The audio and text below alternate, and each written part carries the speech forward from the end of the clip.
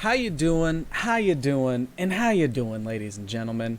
It's your boy Petty, and I appreciate you stopping by today. Today's going to be a little bit of a new type of video. So, as you've probably guessed by the thumbnail, we're talking about something that we ain't talked about in a whole long time. So for those of you that don't know, I started my channel covering Raid Shadow Legends.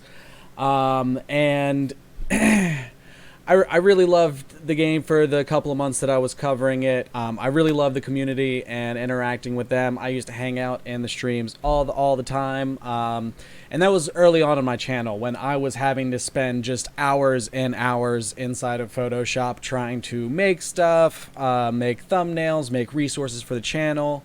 All sorts of things. So at once upon a time was very active in the community, and I still keep up with a couple of the content creators, even though I was so small at the time that, none of them should have paid me any mind or attention.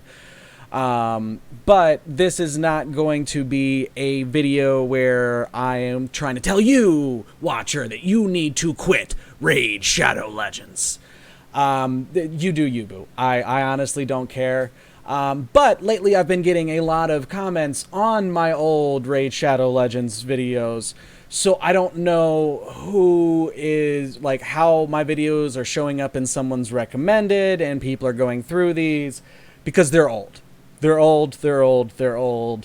And it's really weird that this is happening, but it's been pretty consistent this last 2 weeks or so.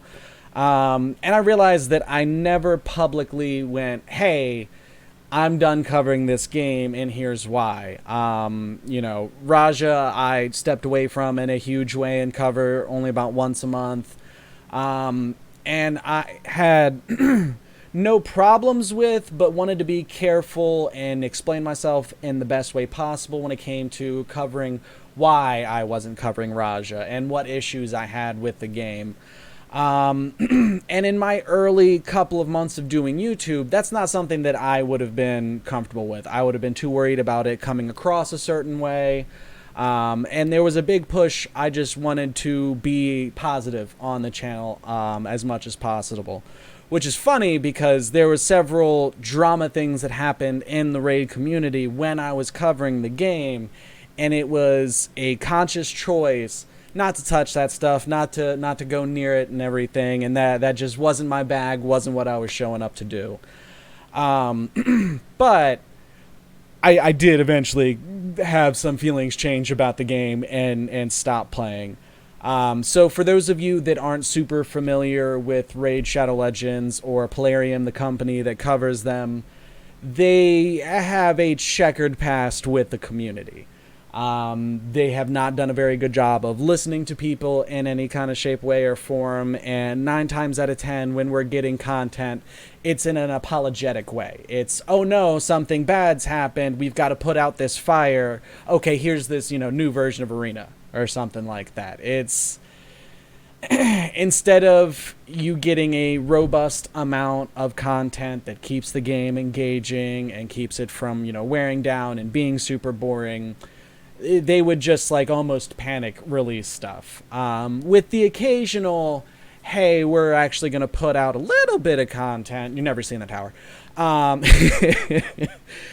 And it would be marred with issues, and the community would be super upset, and sometimes rightfully, and sometimes they overreacted a little bit. Happens to the best of us, you know what I mean?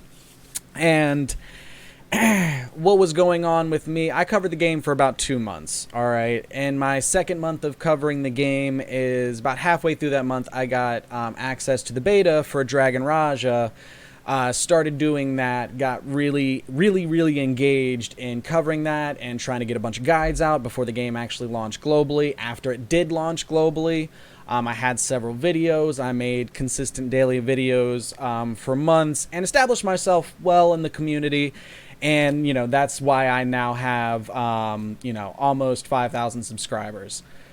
When I left Raid Shadow Legends, I had about 300 to 500 subscribers, which, for not being an overnight success, ain't bad in your first couple of months. There's a lot of people that try this, and I was very fortunate to be able to have any of this success that I've had so far.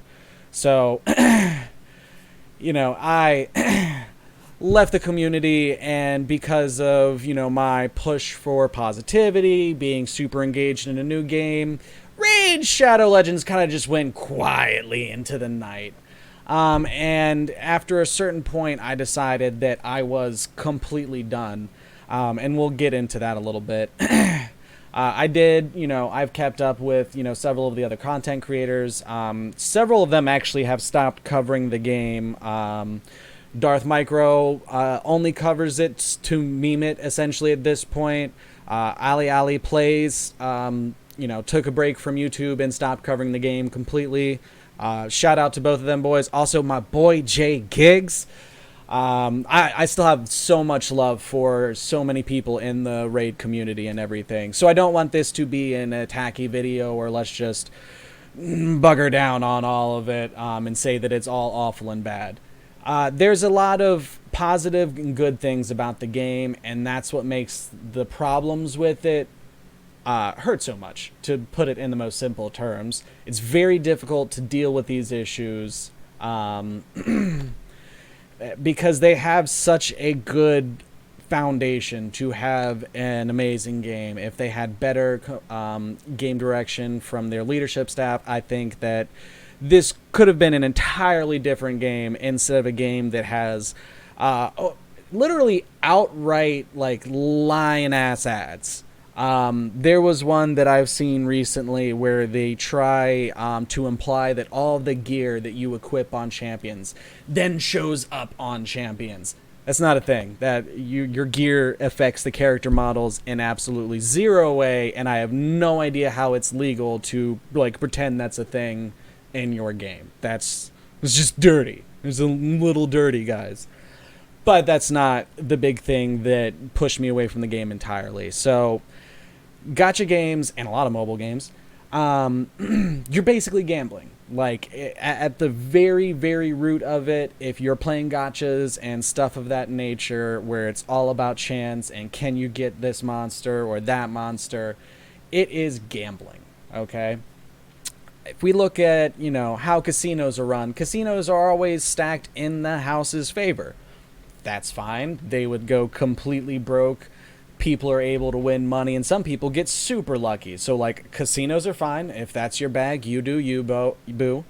But they can't be a rigged game. They can't be using loaded dice at the table. There is rules and regulations in how they're supposed to be able to operate. There is no such thing for mobile games in general. And it's super sad because they can be super, super predatory, and there's no one there to guard them.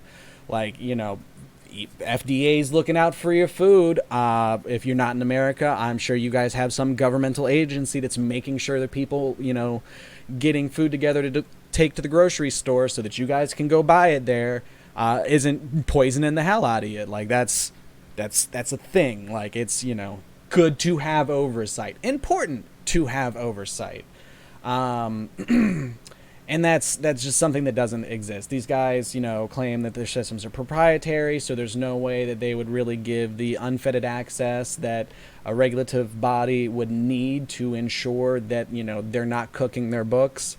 And eventually, I think in the next 5 to 10 years, that'll be more of a thing, and laws will catch up to the internet eventually. Maybe we'll see. Old people are still running the show, and they have no idea how this market works and how it. We're not going to make this a tangent about that. But what ended up breaking me with Raid 100%. Was actually probably one of the smaller dramas that people might remember. There's a lot of, really notable ones. Draco Gate. There's a lot more things that have made the community just completely flip out. But this one, was just so it for me, I was done. There was a bug or an exploit, and who knows if they fixed it at this point. I don't keep up with the game on that level.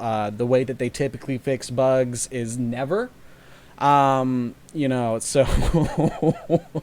Lord knows if it's still in the game or if it's one of the things that they were able to either fix or hide.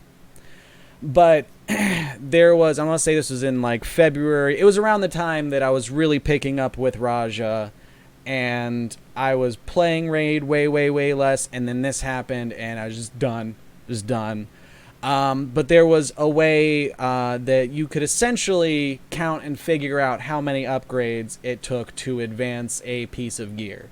The way the trick worked is if you had a level 12 6-star gear piece and a level 12 5-star gear piece, they would have the same low chance, I want to say is the wording on it. It shows it down at the little bottom and everything, what the likelihood of you being able to upgrade that rune is. So because those ones share, you wouldn't think this is a thing, but apparently they went off the same counter. So people were able to essentially go to the thing to where they're going to start upgrading the piece of gear, put their phone or turn off Wi-Fi on their computer to kill the signal, and then upgrade it until it crashed. You counted each time it tried to do the upgrade until it crashed. Your crash number is the actual amount that it's going to take to upgrade that gear. So how people abuse that was essentially taking the 5-star piece of gear that had the same low chance of upgrading, and then put in, say if it, on the 14th time is when it stalled and froze, they would do 13 upgrades into the 5-star piece and then 1 upgrade into the 6-star piece, and bam, you got your upgrade. You got it for way, way, way, way, way, way, way cheaper than you would have. And while that is a really bad, broken thing to have in your gacha game, what this illuminated was that at their core, RNG was not an actual thing. Every time you click that button, it was not going through an algorithm that every time you click that button, it has a chance to upgrade. It was predetermined when the gear was made. Or it goes by account. We really don't know how, what number on the back end was being manipulated there. It could have been specific to the gear piece, or it could have been specific to your account at low chance upgrades. But the fact that that bug's there, that it exists, and people were able to replicate it very easily and abuse the hell out of it, meant that at the very core, the gambling game that we were all playing was rigged. Was 100% rigged. And there's no way that I can trust anything in that system after that point. At that point, how do I know that your summons aren't bugged and people just haven't figured out an exploit that basically demonstrates it and spells it right out? It's lucky that we saw this exploit happen, because that opens a huge door, at least to me personally, to go, holy crap, the numbers are literally the only thing that we're supposed to be able to trust them by, and these are baked. These are lies. That's a huge problem for a gacha game. I don't know of any other gacha games that have been caught cooking the books like that.